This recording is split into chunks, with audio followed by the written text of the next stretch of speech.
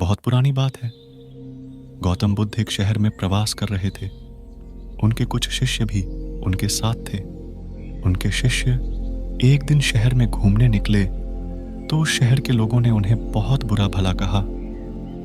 शिष्यों को बहुत बुरा लगा और वे वापस लौट गए। गौतम बुद्ध ने जब देखा कि उनके सभी शिष्य बहुत क्रोध में दिख रहे हैं तो उन्होंने पूछा, क्या बात है, आप सभी इतने तनाव में क्यों दिख रहे हैं?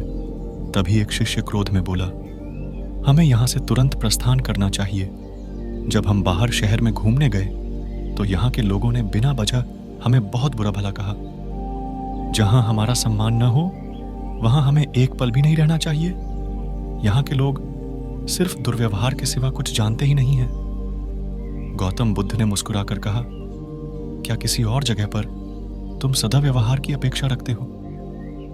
दूसरा शिष्य बोला, इस शहर से तो भले लोग ही होंगे। तब गौतम बुद्ध बोले, किसी जगह को सिर्फ इसलिए छोड़ देना गलत होगा कि वहां के लोग दुर्व्यवहार करते हैं। हम तो संत हैं।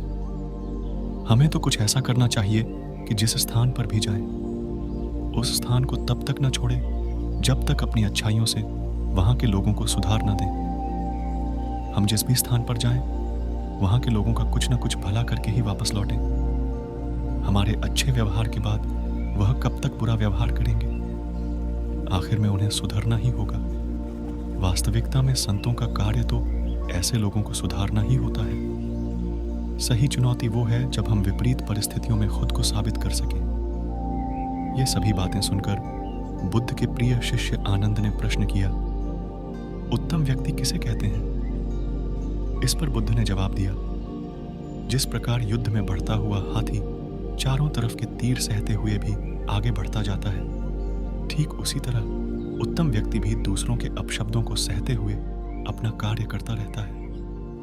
खुद को वश में करने वाले प्राणी से उत्तम कोई और नहीं हो सकता। गौतम बुद्ध की बात शिष्यों को अच्छी तरह से समझ में आ गई और उन्होंने वहां से जाने का इरादा त्याग दिया।